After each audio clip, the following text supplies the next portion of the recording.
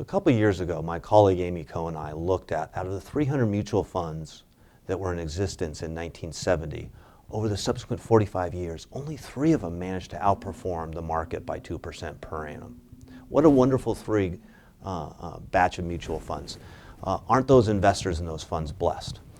But a longer-term track record can hide a lot of intermediate-term blemishes. And when we've looked at these particular mutual funds, we found that 35% of the time, these wonderful 3, these great returning mutual funds, 35% of the time, they were underperforming the market over rolling 3-year periods, which is very consistent with how we build watch lists. Now, when we turn our attention, as we did in this piece, from mutual funds to smart beta strategies, my colleagues Mark Clements and Vitaly Kolesnik and I found that that same tendency exists within smart beta.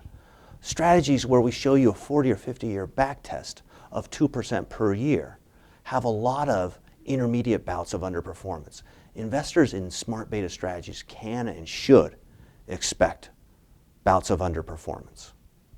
Now that turns into a tricky problem because many of the agents that oversee long-term pools of capital, the consultants, the staff members, financial advisors, themselves face scrutiny over very short time periods.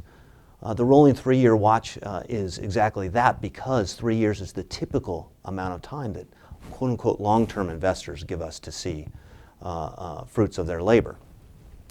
And when we apply this to smart beta strategies, we find that there's a definitive trade-off between long-term robust sources of excess return and intermediate bouts of underperformance.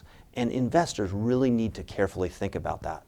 And we laid out a trade-off or a framework for evaluating that trade-off between the likelihood of an agent getting terminated because the smart beta experiment doesn't work over a 3-year period, and what's the long-term return that's likely to benefit from the beneficiary. It's an important conversation to have, and we think we laid out a framework to do so. At the end of that framework, we really identified a handful of things that we think can help agents and the principals, long-term beneficiaries, come up with a better relationship.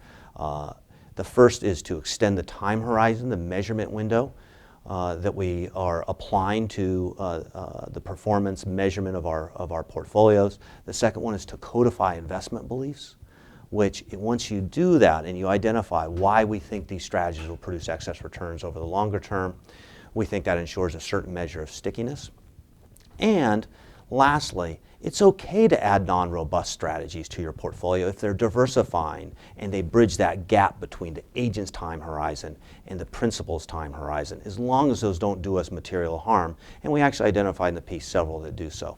So we think this is an important piece for investors of all types to have a conversation around, and we hope it'll actually produce better benefits for investors and the end investors and the agents that are responsible for maximizing those end investors' portfolio returns.